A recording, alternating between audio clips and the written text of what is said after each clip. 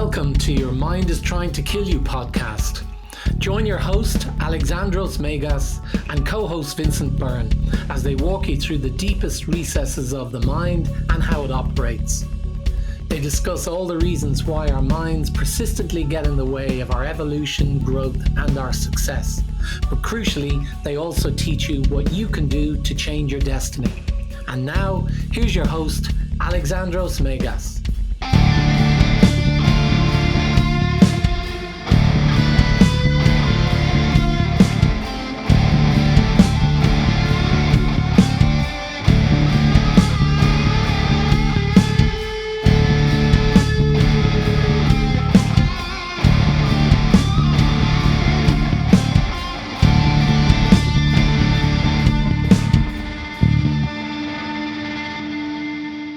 Well, welcome to the 28th, I believe it is, episode of the Your Mind is Trying to Kill You podcast. I am your host, Alexandros. And I'm your co-host, Vincent Byrne. And today, once again, I will have the rational brains of this duo present the question mark. Vincent? Okay. So we hear a lot about mindset, and we've never actually discussed it specifically. So I thought a good topic for today would be to discuss what is mindset, or is it just another buzzword that people use that doesn't have any particular meaning, or is it a thing? What's your thoughts on that? So, mindset. I mean, if we just examine the word meaning in and of itself is wherever your mind is set, right? So it's as if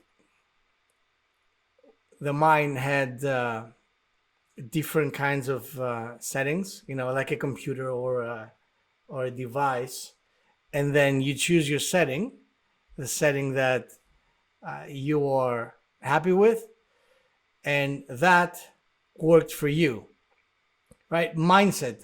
So that is what mindset is. It's, I want to say, mind.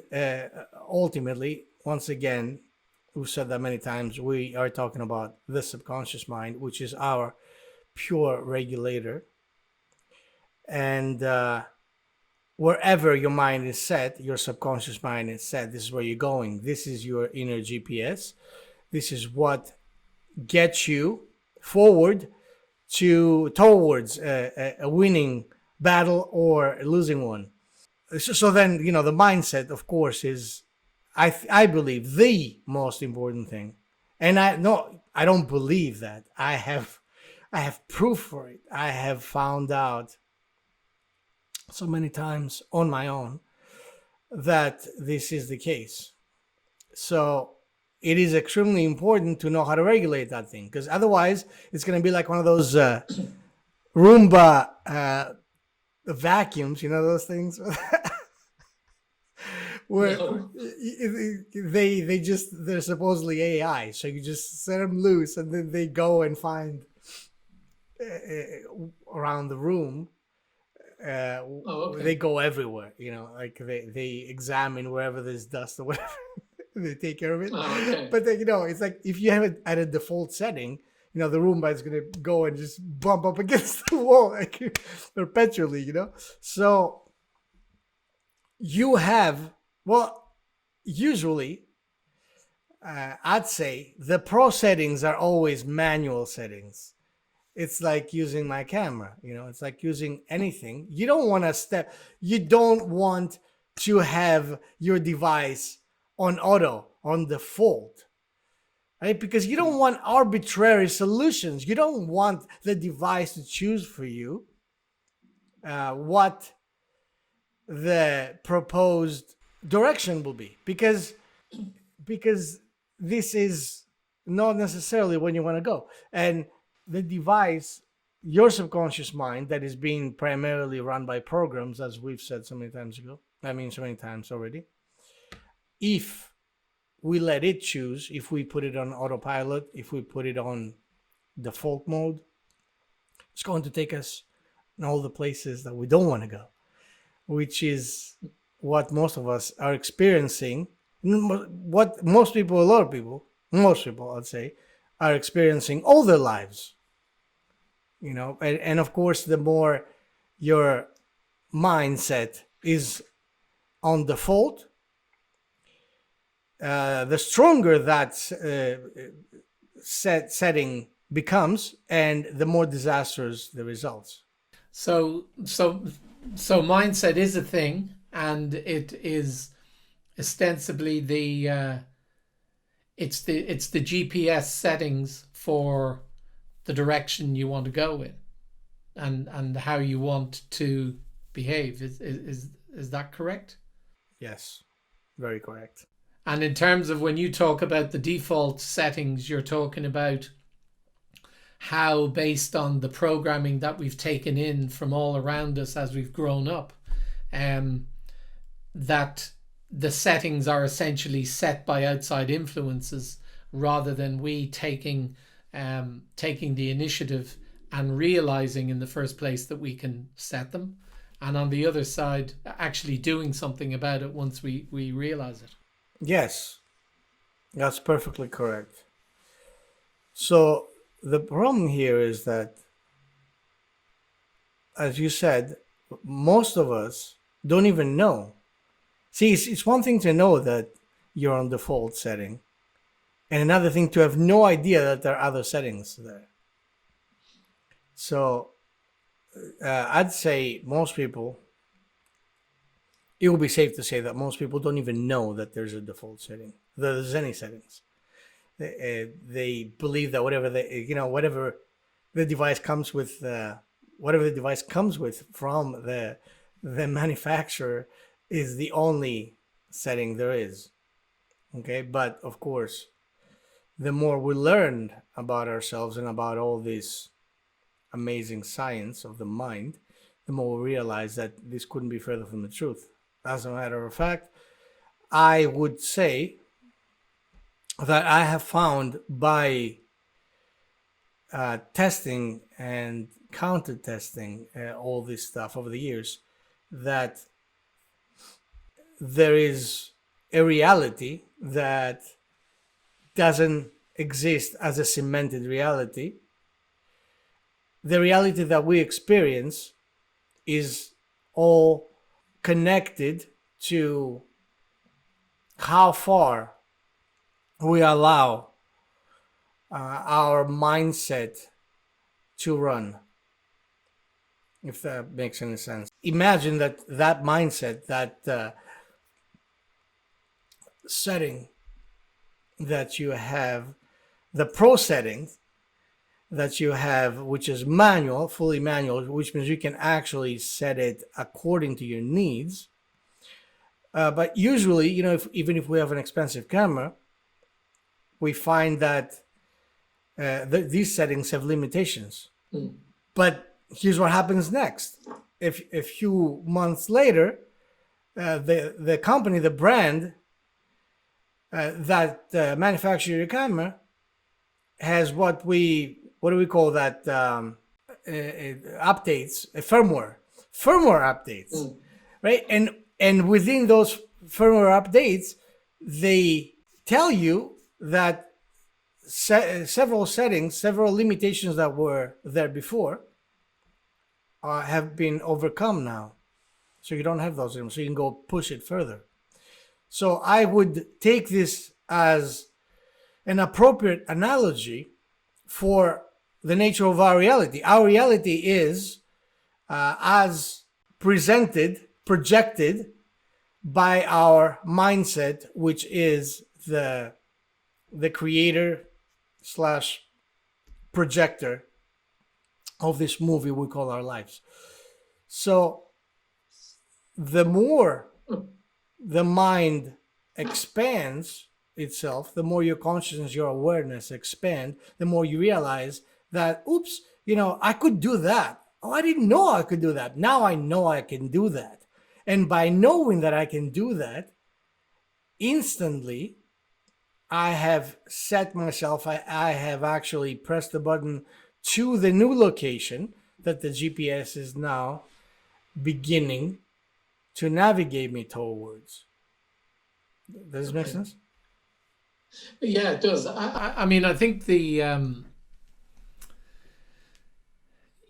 usually hear it a lot in a sporting context, where people are described as having a positive mindset, or a winner's mindset, or they have a very focused mindset, or on the other side, a very negative one. And so it tends to be, if you're using the camera analogy, and the little that I know about cameras is, it's like as if those settings are a little bit like the ones where you have the little picture of the sun or cloud or something running, and you switch it to those and the camera does all the rest. The very, very auto kind of settings. And that typically is what people talk about when they're talking about mindset. It's very limited. So if you were to break it down, and continuing with the photography analogy, I mean, what are the settings that we can actually change? What can we set? And what are the kind of areas that we could break this down into, so as to build up it's not so much a picture of where you want to go. We're really setting the instruments for the direction that we want to go and the life that we want to create. So what are the areas that we would break it into? I'll give you an example that I've been thinking about a lot lately, because I have been having a recent firmware update on my device. And that's pertinent to a lot of people that are spiritually inclined, I'd say, right? So we have been indoctrinated over the years to believe that spirituality, right? Spirituality is denying the material world, or thinking that, well, you know, we're like beyond that. The material world is bullshit because we're spiritual and we're like 5D or whatever. So people that are spiritual have been generally programmed to believe that wanting prosperity, wanting to have money, and wanting to have nice things is actually going against their spiritual progress. Now, this is what I have found out about that. Now, not only is this concept bullshit, but it is the exact inversion of what is really going on, which of course one cannot realize unless they have that mindset expansion. Other people call that frequency, change of frequency, or consciousness, however you want to name it, label it. But here's the thing. I believe that prosperity is the door to enlightenment.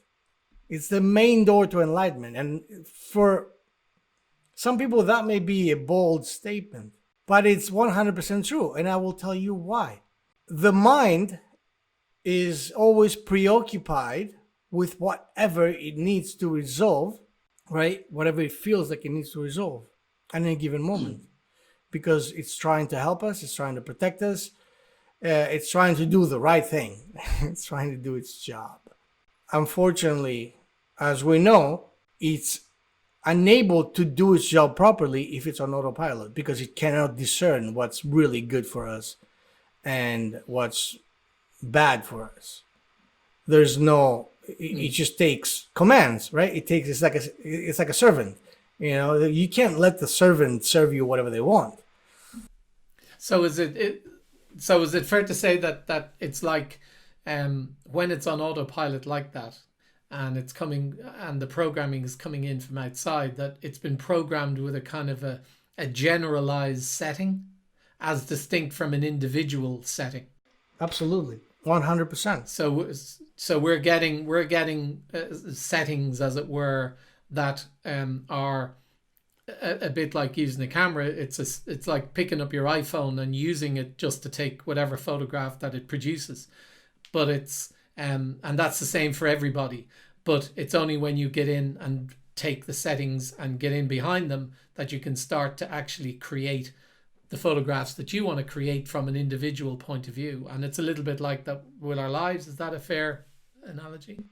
It's a lot. Like I would say it's identical to how our lives and our minds work. So, prosperity is the door to enlightenment means what? It means that if your mind is preoccupied with what you don't have, right? If you don't have to pay enough money to pay your rent, if your family is going hungry, what will your mind be preoccupied with?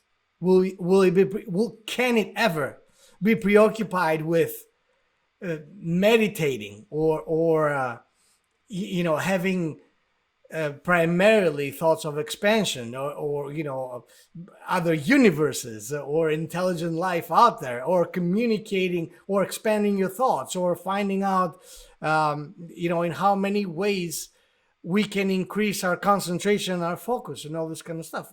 No, because it is quite literally putting its attention on what? On the base chakra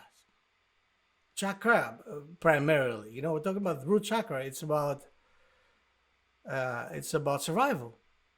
So the more it's preoccupied with that, with survival, it cannot step up to the next levels where all the awareness expansion and consciousness expansion reside.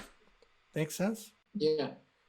So unless you have solved the problem of basic survival, unless you don't even have to worry about it, you cannot progress spiritually. And of course, I'm putting a parenthesis there, if you're like one of those gurus where like, oh, I don't give a shit, I'm just going to sit here in Tibet and meditate all day and eat air. If you're that kind of person, then I guess I'd say good for you. But unfortunately, the rest of us need to function in a 3D world during the day as well, right? I suppose there's another aspect to it as well, is that if you go about the solving of the problem of your lack of food or lack of money, or even moving from a low base to a higher base, then by its nature you're engaging, using the faculties and bringing into effect the powers of manifestation and creation as you move up this level, in order to give yourself the degree of luxury, I suppose, that's necessary in order to start moving to the next level and contemplating these loftier things, I suppose. Right. So everything that's happening. See, I was having a conversation with a friend of mine who's having difficulties with everything he's trying to do, like for years. Like he's trying to do stuff that it's always the best effort. It's always like really, like he puts his integrity in there, works really hard, does all the right things, and then something goes wrong, right? And then, but here's the thing. And then I was talking about that with him and discussing his perspective of why that happens.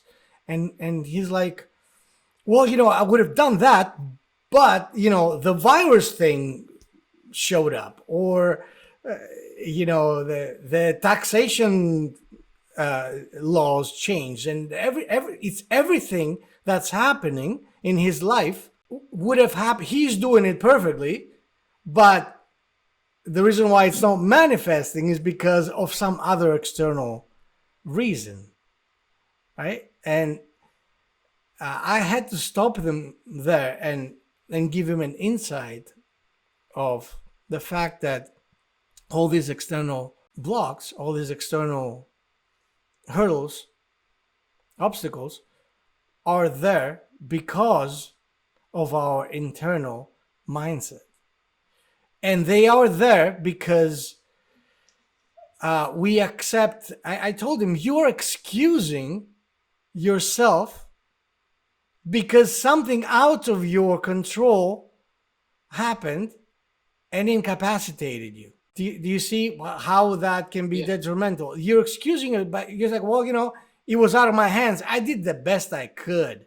And I mean, we've talked about how tricky and what an asshole the subconscious mind can be, because it's a creature of comfort. It's gonna do the least amount possible unless it doesn't feel like there's any other possibility, right? Or unless it really can see and grasp and visualize all the major rewards of play and pleasure and all these gifts and goodies that it can get out of the perceived manifested situation. So when things go wrong, don't stop there. When things go wrong and you get stopped, don't be like, oh, well, fuck, what are you going to do? I did the best I could. And this is how most people quit. Because they find that, oh, I've done this and then I've done that. Then I've done that other thing and that other thing, and I kept doing it. And I kept failing. And fuck it, man. What else can I do? And then they quit. But what if you had the perspective that you keep on failing because your reaction to the outcome is instructing your mindset to act in a different way, to act in option A or option B? Because if your subconscious mind knew that there's no way, in other words, there's be like, Mr. or Mrs. subconscious mind, this is how it's gonna go. All right, either you clear the road for me to get there that I need to get to, or I will have you work day and night. I will have you work forever. So I will not allow you to rest.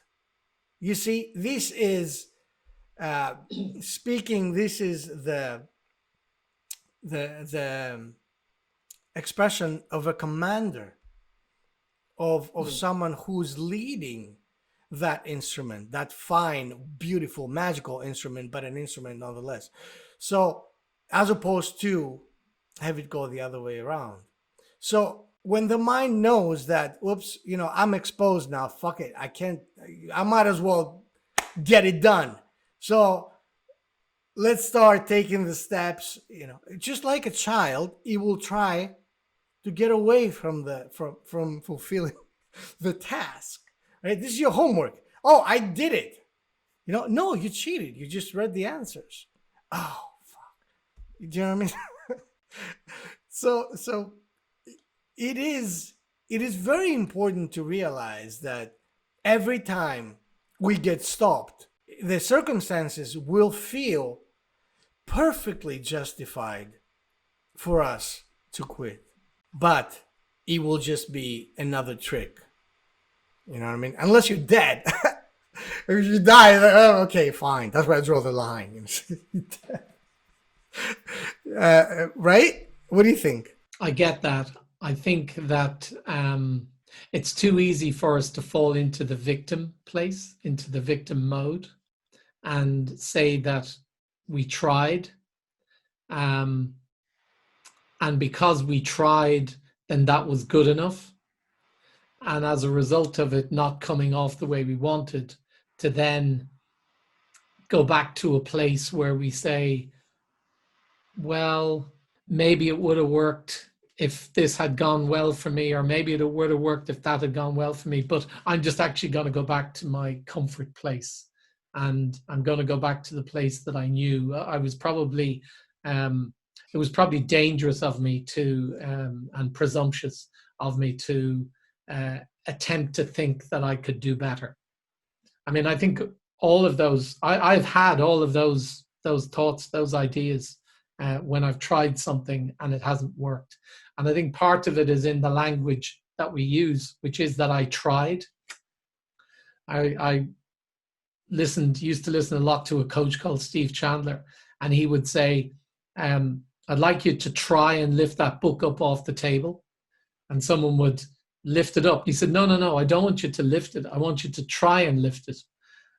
And he said, when you give the command that you're going to try, it's not actually the command to do. So many of us actually get locked in this idea of trying and not the idea of doing. So it fits very nicely into what you just said. Yeah, I mean, absolutely. Yeah.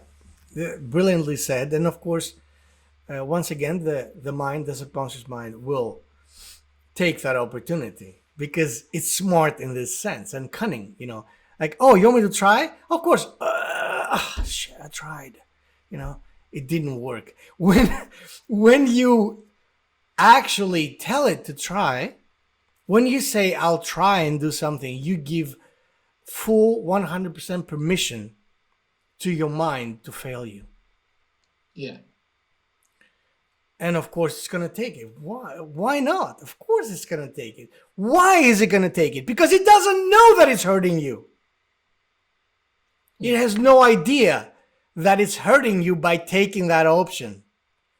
It's just trying to conserve energy, right? We talked about that in the past. It's trying to conserve energy. Oh, this doofus doesn't really want to do that thing. So that's why he's using this language, strict language. I'm trying to try. Okay, well, that must mean that he's not really he doesn't really want me to work for real and make this a reality. You must be playing. That must be a game. He's calling my bluff or whatever. Well, he's saying, I don't want you to do it. I just want you to try to do it. And if you just try to do it, then you'll have ticked the box of what the command was or what the instruction was, as distinct from doing it, which is following through completely and overcoming whatever might need to be overcome along the way. That's right. So it thinks it's done a good job because it's tried, and therefore why put any more into it? And that's where we always say that it is so extremely important to use the correct language all the time, not just verbally speaking, but the internal language as well, of course. So the subconscious mind is 100% literal, right? So it will listen very attentively to what it is that you're telling it to be or do. And it will do that. So most people don't know how to listen. See, most people are like, oh, and me, of course, I've trained my mind to detect this kind of things all the time. Now, there's no way someone's going to say something and I won't see whether or not that sounds proper for me. And, many times, of course, I will, if someone else says something that I think is liable to create the opposite of what it is that they allegedly want to create, I will tell them what I think. Of course, you can't make people abide by your words, but anytime I can help, I offer my help. Unsolicited. Look, if someone doesn't want my opinion, if someone that I care about, right? I'm not going to do that for a person down the street. But if it's someone that I care about, I'm going to offer my insight, and it's up to them to take it or leave it, right? Yeah. As opposed to not offering it, which is a lose-lose situation, always. So you have people being like, how you doing? How are you, my friend? Same shit, different day. And people think that this is just a statement, that people say that. People say that. And of course they don't understand what that statement creates. What does that statement create? Let's dissect it for a moment. Same shit, which means not only is it shit, but it's the same. It's the shitty situation doesn't change at all. Perpetually the same. It's the same shit. Man, at least I would be more content to have, fluctuating shit. But no, it's the same shit. And it's just a different day. My life is stagnant. My life is static. My life is shit. My life is non-changing shit at that. Do you see? This is a command.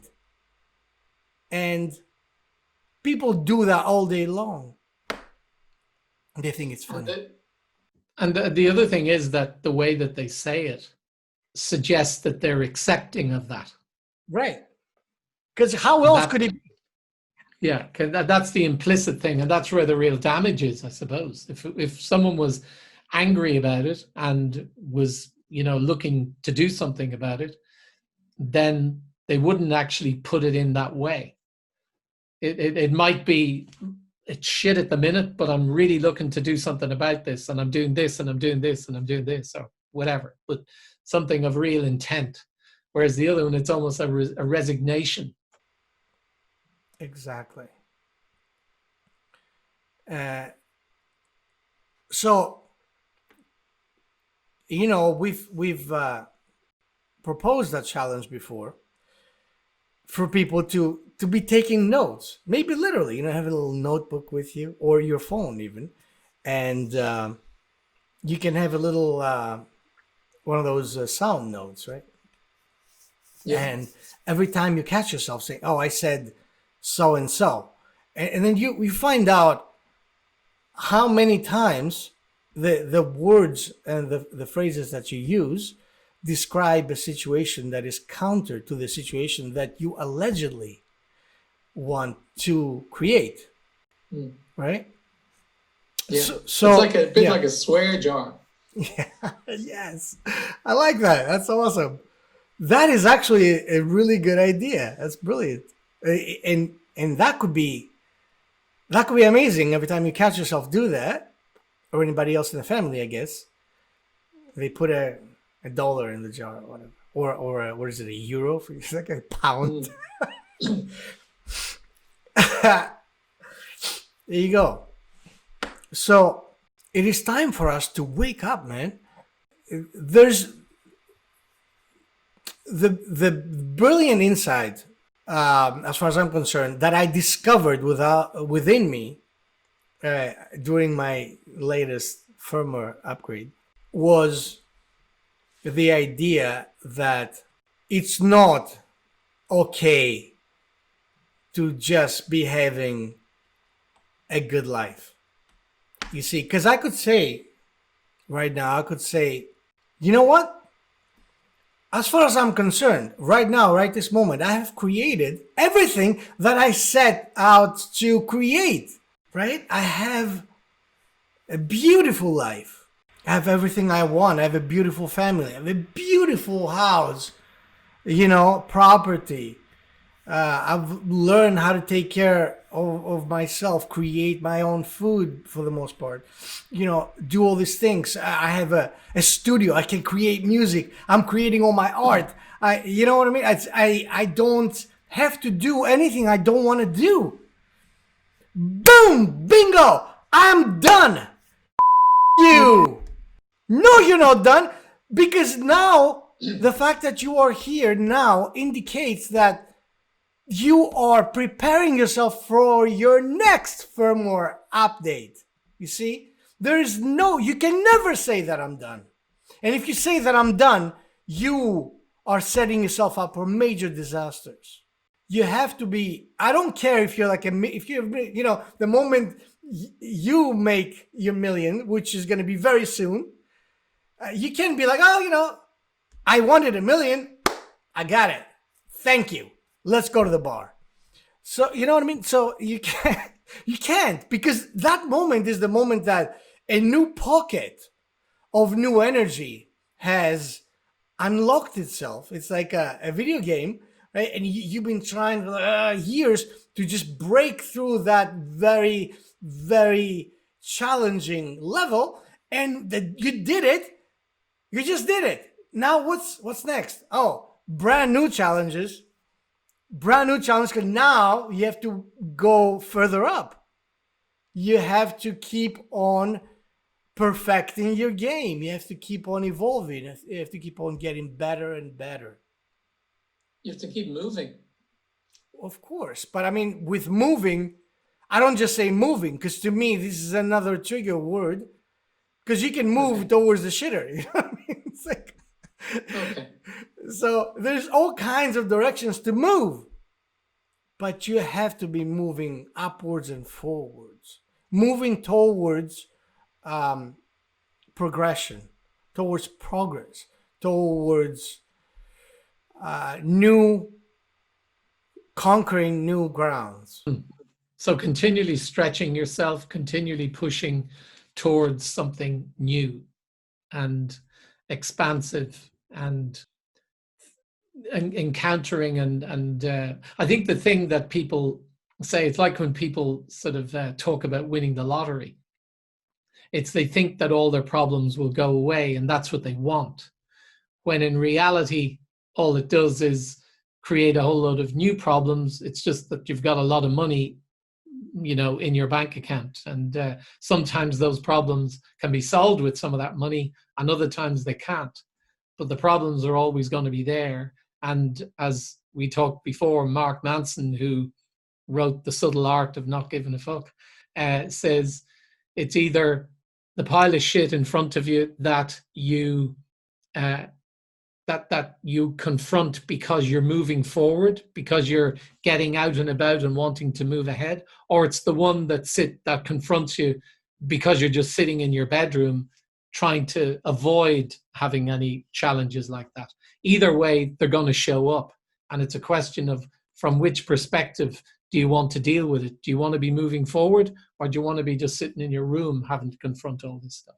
That's right, because the pain will come at all points. You see, so do you want the pain of growth? Do you want growing pains, or do you want the pain of stagnation and misery? Because the subconscious mind will seek to, as we know, is a problem solver, right? So you will seek to solve problems. If you don't give it bigger problems to occupy itself with, it will start creating problems for you, even when seemingly there were no problems. Because, you know, we've talked about that. It's like the idle child. You know, keep the child there without giving them something to occupy their creativity and their time, and have them be challenged physically or mentally, and they will, you know, come up with some other shit, like, let's find where daddy keeps the gun. Or the matches. The matches. Right. So, and that's exactly how this works. So there is no, and you know, the example you brought up about the people who win the lottery, I will say, look, even if you won the lottery in a way that it's impossible for you to lose your money, right? Let's say you have a continuous lottery coming your way for your entire life. You could be like putting your money down the the shredder, and still not being able to, oh shit, I can get rid of it. So even if that's the case, you have to, and I'm not going to get into the endless and abysmal boredom level that you will find yourself in. Let's just pretend that that's not there. But let's fast forward towards the end of your life. What do you think your life was about? You see, because treating your life in such a way is an insult to the life that was given to you and that you brought forth. Yeah. Because you take that amazing gift and you turn it into shit. You know, someone give you like the most precious little puppy and you just kill it. You know, oops, died. I was training it to be a vegetarian. So, You know what I mean? So what do you think happens when you die? And this might sound like an existential kind of question, and of course, for me, that has been a question that has been nagging me all my life, ever since I was a little kid. And I have explored, and I keep on, of course, exploring that in various ways. But this is what I understand. We are mind and body, right? And the mind part is like, I am including the higher, what we call the higher self, which is the collective mind, or however you want to put it. Because we are fragments of that sort of thing. It's the higher self, the Godhead, as others label it, that channels itself on all kinds of different expressions, which is all the rest of us, that, of course, we're meant to think that we are separate from one another. But what happens after that body expires? This is just a suit, right? I mean, this is not me being spiritual, but it's just common knowledge. That thing expires and turns to shit, right? So what's left? If it's the body and the mind being fused that create this awesome little machine, what's left after that body part is gone? I would say it's simple math. The mind remains. Right? And because the mind doesn't live in that meat, jelly thing, as most people believe it does. It doesn't. And anyone who's done any rudimentary, meditation, or anyone who's had any ideas. I mean, where do ideas come from? Right? If your mind is closed inside this little skull prison, where do ideas come from? Right? We are antennas. How many times have you had an idea or thought of somebody else, and that somebody else contacted you, right? We talked about synchronicities. How is that even possible if we are not antennas? Right? We're broadcasting and receiving at the same time. So, if then that is a situation, when the body dies, the mind remains. And the mind is not like, as some people think, well, when I'm going to die, it's going to be like, all truth will be revealed. And the angels will come down and play the violin. Dude, what do they play? Harps, the electric guitar, whatever they play. So it's not like that, man.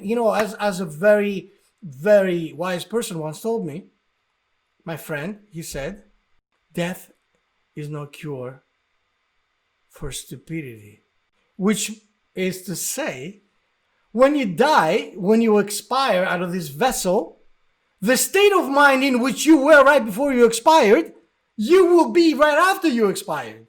And that mind then will be subjected to all kinds of other influences. Now, of course, you might say that may go up against, once again, a lot of other religious beliefs. I'm sorry about that.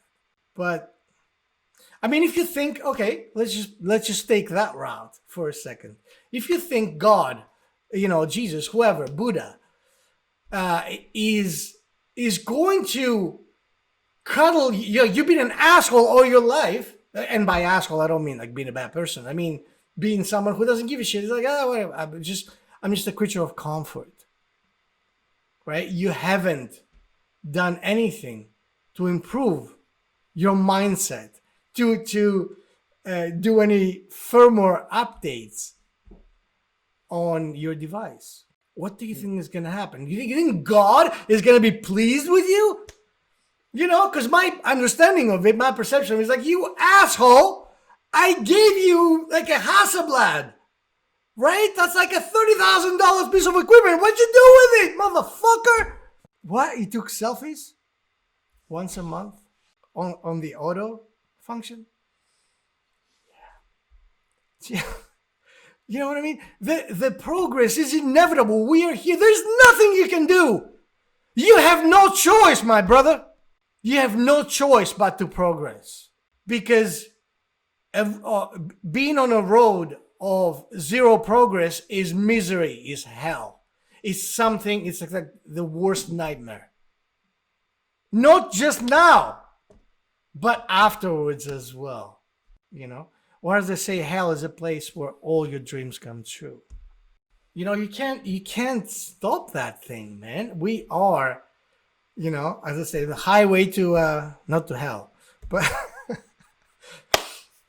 highway to progress. Update, constant updates.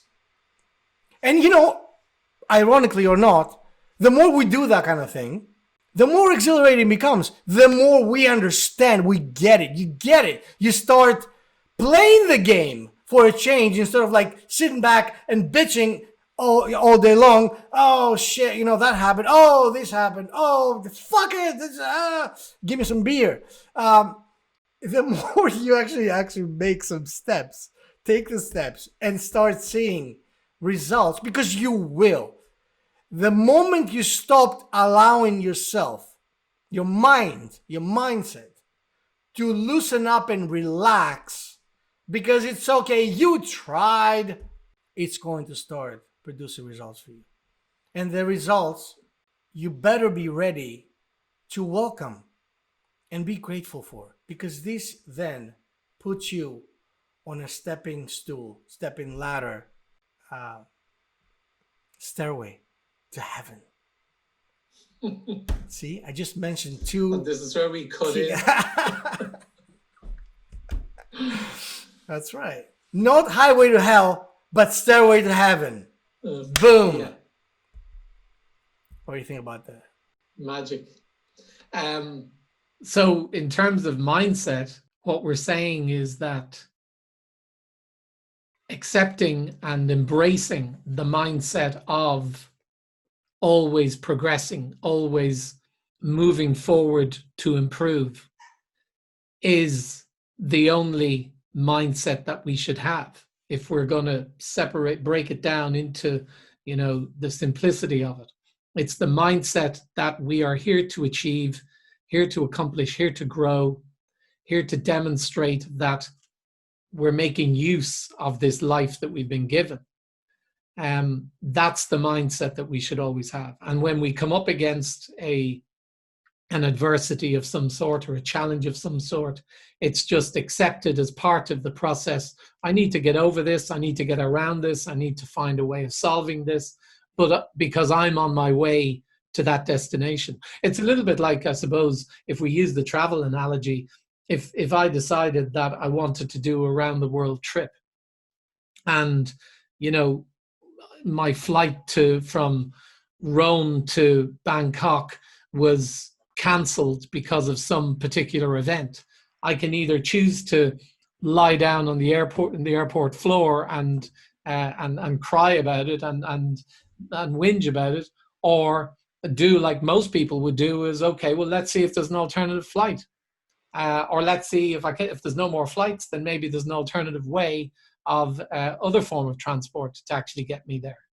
But you tend to accept the fact that you're in that kind of problem solving mode when you have those kind of scenarios, and you know, you're never going to be on a flight path that meets exactly with every single one of your pre-planned scheduled time and date flights that you're going to take. There's always going to be something in a journey like that that's going to go wrong and is going to throw you off. But rarely do people turn around and say, okay, I'm going back home because that flight was cancelled. It's, no, how can I get to the next place and the next place and the next place?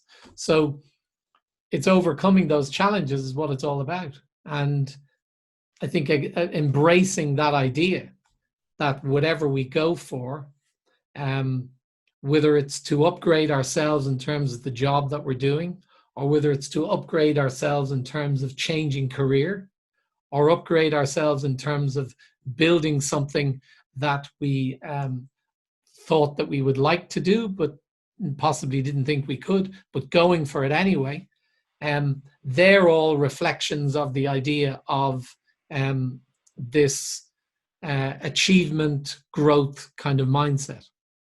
And that's what we need to have in order to really live this life to the full. Absolutely. I love how you sum things up, my friend. And it's a good thing you do, because Lord knows half of what I say is not understood properly. You do slip into Greek on occasions. Occupational hazard. Yeah. Or I guess DNA-tional hazard. Yeah. So as we wrap this one up, any final thoughts for episode 28? Mindset is king. And mindset is within your command to change and alter for it to function in any way that you want it to.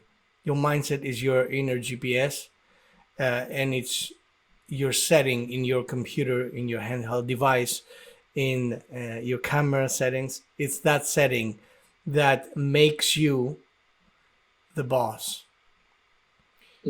Do not allow that to run on default.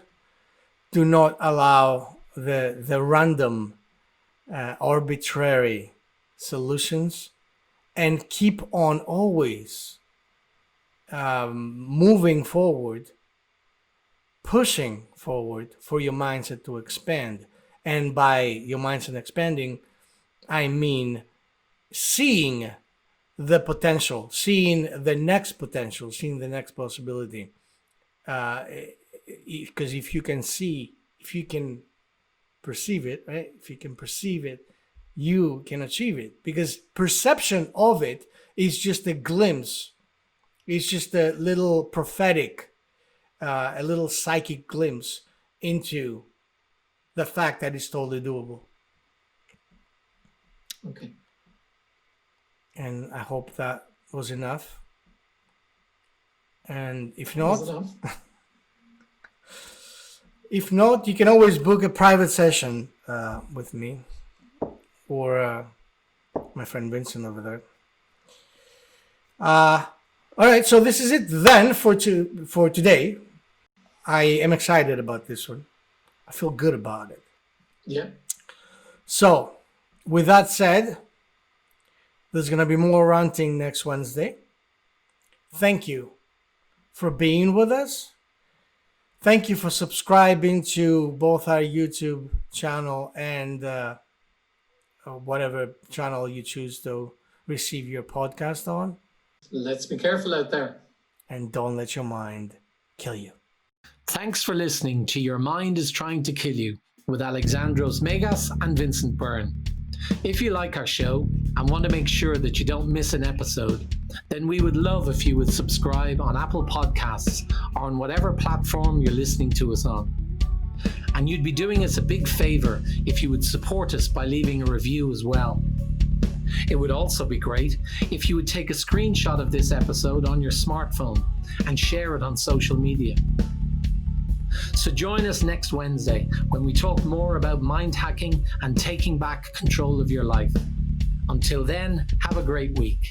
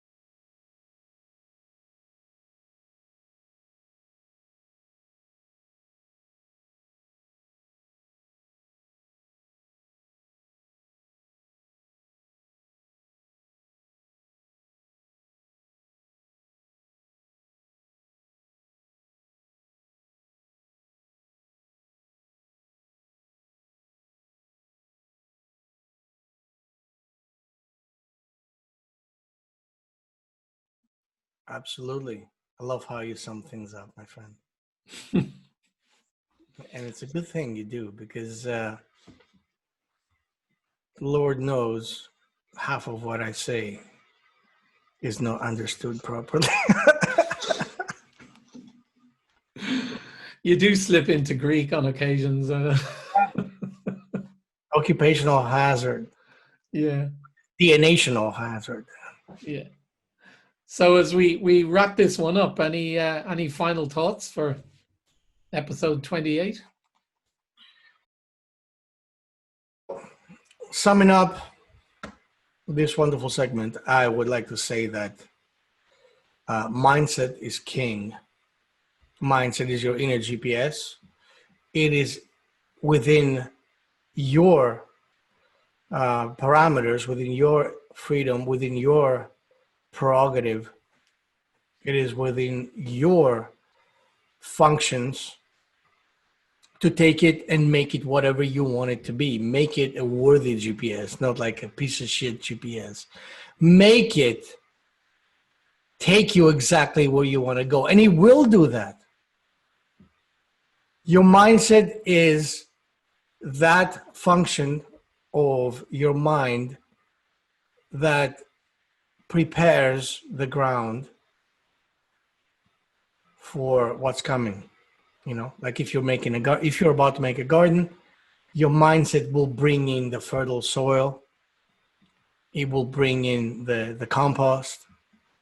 It will bring in the moisture, and it will bring in the primo seed.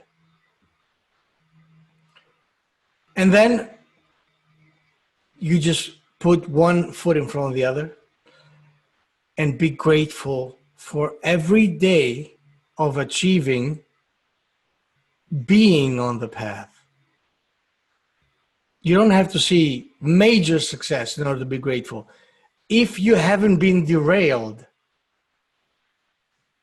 be grateful. Is that gratitude will keep on charging, further charging that mindset device, and it will keep on being perpetually stronger and stronger. So the more you step on this path, the more you walk it, the harder it will be for it to be knocked down, because it gets more and more powerful every time you don't shut it down. Just like all your programs, by the way, they get more and more powerful every time they don't get reprogrammed. They don't get, every time they don't get shut down. Every time you don't get rid of them. Make sense? Yeah. So, with that said, there's going to be more ranting next Wednesday. Thank you for being with us. Thank you for subscribing to both our YouTube channel and whatever channel you choose to receive your podcast on. And don't let your mind kill you. Or And let's be careful out there. And don't let your mind kill you. Do it one more time. And let's be careful out there. And don't let your mind kill you. Have a good one. All right. Let's see. Shit. Are you good? What? You good? I'm good. I think I lost a bit of it, the full res bit of it towards the end. But I was kind of saying nothing because we still had the Zoom thing, and then the fucking Zoom thing comes up and says you haven't got enough space and it stopped recording. That's why I had to get you to finish it. So hopefully with all the sticking plaster, it can be put together. What you're recording is more important than what the Zoom is doing right now at this point, because if we have the full recording, it's not going to matter what the Zoom has done. Yeah, no, I know that, but my recording stopped before the Zoom one did, because it was saying that it run out of space. So So because we didn't have long to go, I said, okay, let's leave it. And because you're doing most of the talking, it'll carry most, you'll have most of the footage anyway. So if there's a little bit you have to stick on the end from the Zoom bit, then hopefully that will work. At least the sound is clean, because I was recording it separately on my phone. Mm-hmm. Well, that's perfect then. Yeah.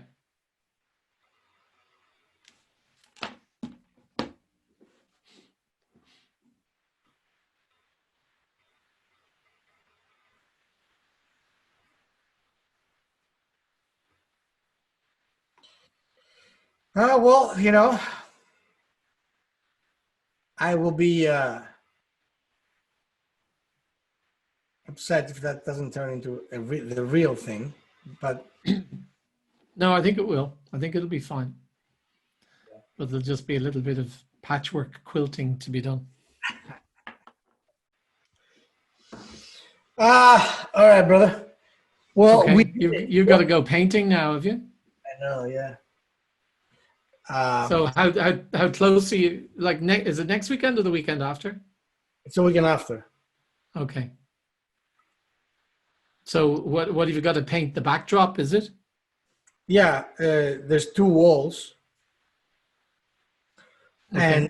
and of course, I need to bring in a desk, a little table for people to be doing the little sign-ons and stuff. Yeah, to write the checks. Write the checks. No, those are gonna be like through Square, so they're not gonna. I'm not accepting any paper checks. Okay. It's like fuck that shit. Well, I'm accepting a paper check if they don't get any merchandise. Mm. When it clears. Sure. Yeah. And then I have to, of course, hang the pieces. I have to bring in all the merchandise that I have, which is large prints and canvas prints. So there's quite a bit to be done. Okay. But my mindset says, yes, that's awesome. It will be done. It will be done. But I'm excited about what we did today because it looks